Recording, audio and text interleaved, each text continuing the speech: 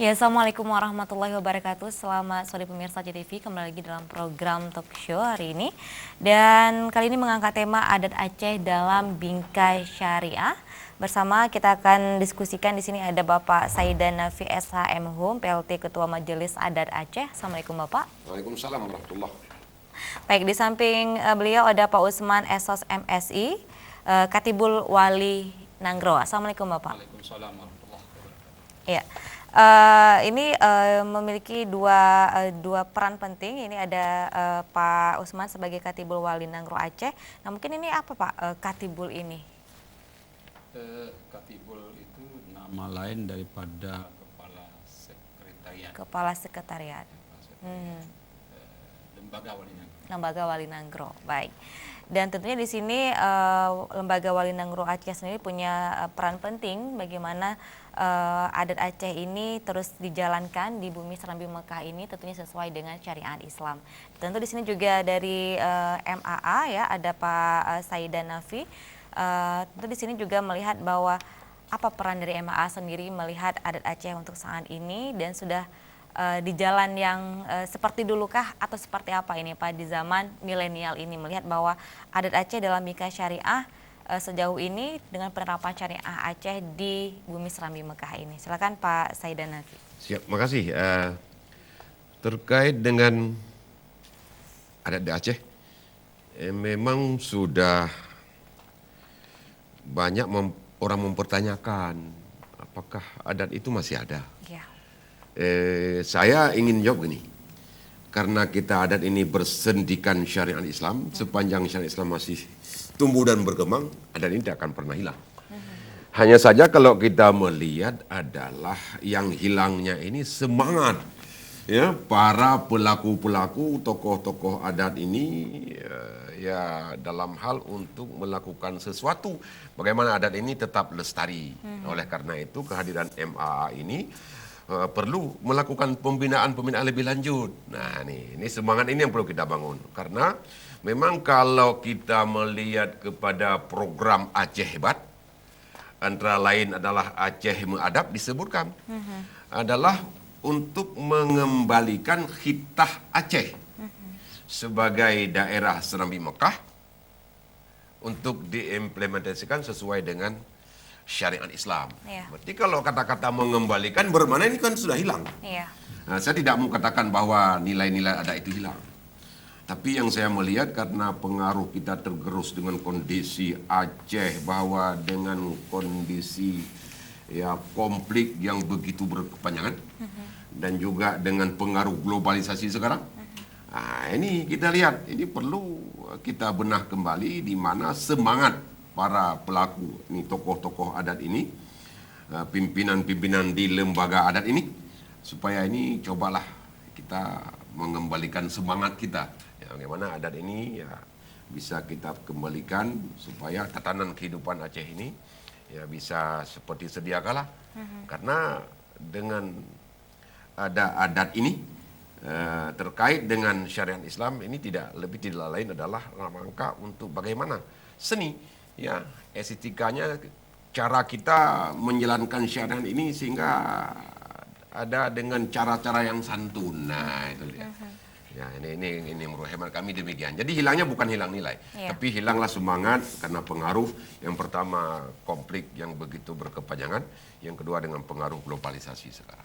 Jadi semangatnya yang mulai luntur, yang mulai kendur, tapi nilai-nilai tetap ada ini Pak ya. Mesti masih ada. Dan bagaimana sekarang peran dari lembaga MAA sendiri dan juga lembaga Wali Nanggro untuk mengembalikan marwah dan semangat adat budaya Aceh ini.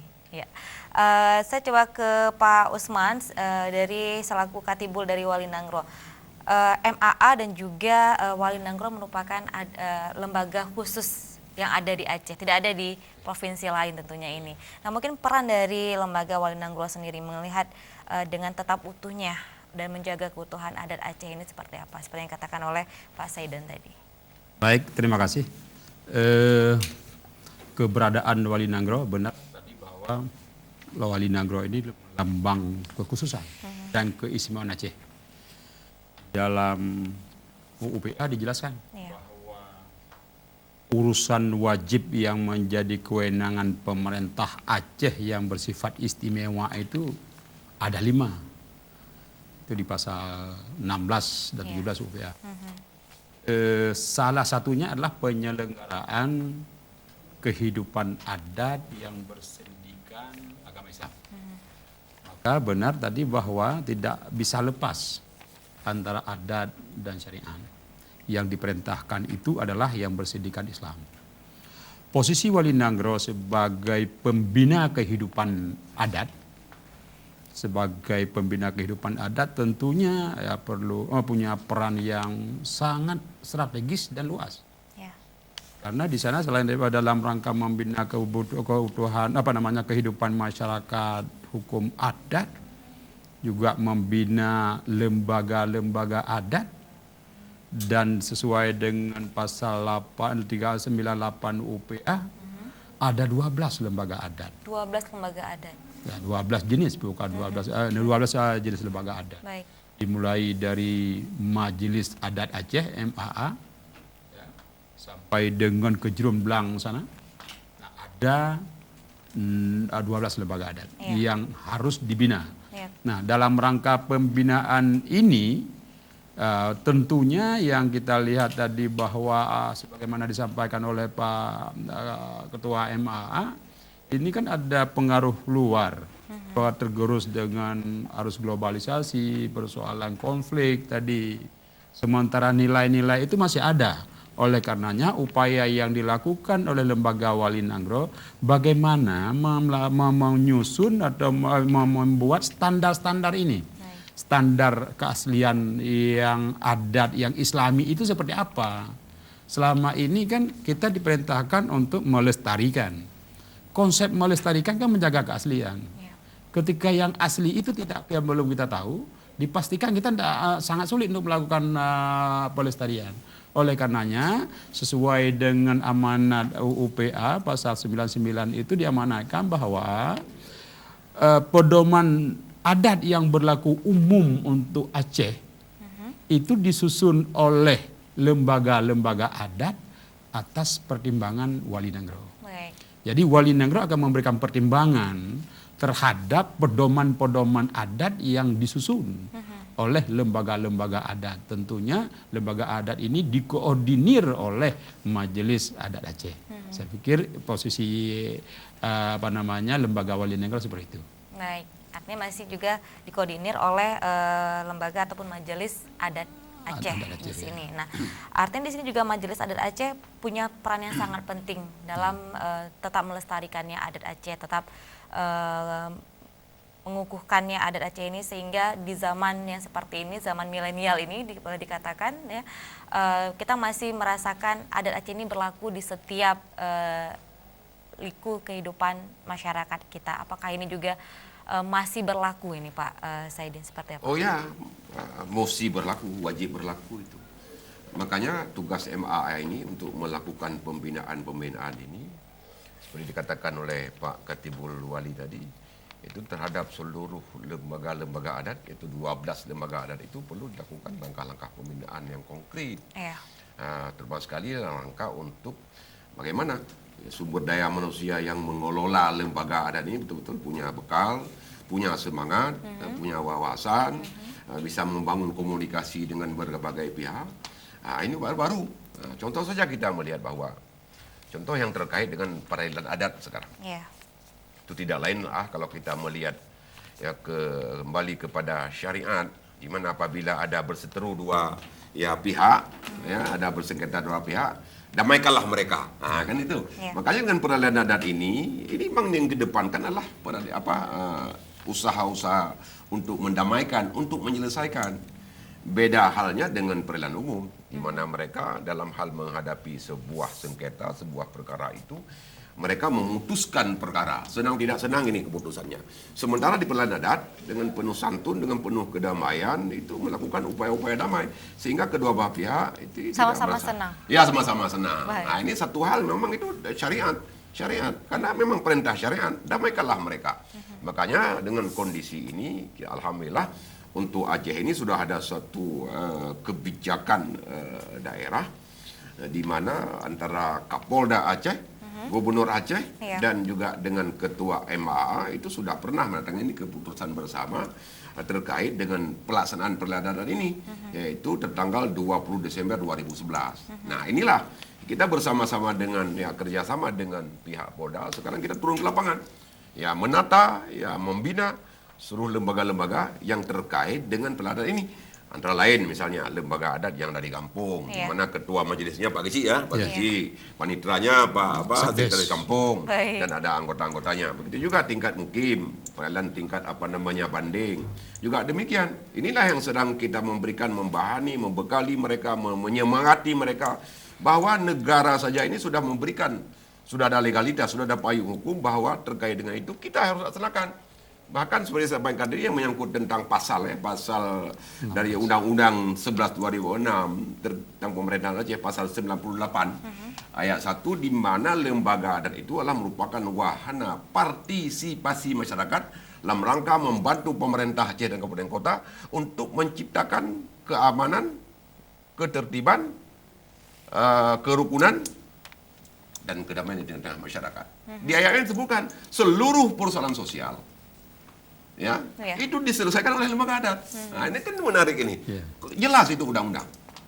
Jelas Iya. undang-undang menyatakan memberikan kewenangan terkait dengan seluruh proses sosial itu diselesaikan oleh lembaga adat. Dalam hal ini adalah itu yang terkait dengan peradilan Peradilan adat tadi. baik yang ada di kampung, di tingkat mukim, dan bahkan peradilan adat laut. Laut. Nah, kita ada 3 peradilan adat. Ini kalau ini bisa kita tingkatkan kualitas, kemampuan, dan pemahaman mereka, kami yakin ya nilai-nilai keislaman yang penuh damai ini insya Allah bisa kita raih. Insya Oke. Allah, insya Nah, Allah. itulah tadi Aceh punya nilai lebih ya dalam menyelesaikan permasalahan-permasalahan sosial. Itu ada peradilan adat Aceh. Tadi ada 3 bentuk peradilan adat Ya, Aceh, ya, mulai ya. dari tingkat Gampung, Gampung, tingkat Mukim, dan satu dan lagi laut. ada laut. Ya, di Nah, sana ada panglima laut. ada ya. panglima laut. Nah, Ya. mungkin di sini dari panglima laut ataupun di tingkat laut sedikit berbeda dari tingkat Geci dan tingkat Mukim, itu mungkin masih sejalur ini Ya, Pak lain ya. persoalan Nah, dia. Dia tingkat memang laut ada ini kekhususan mengapa dia, menjadi ya. kekhususan sendiri ini Pak? Ya. Itu bagaimana? Nah, inilah yang kita sedang melakukan terus pembinaan. Supaya mereka jangan sampai mengabaikan kewenangannya itu, perannya itu, karena kondisi sekarang lembaga-lembaga peradilan ini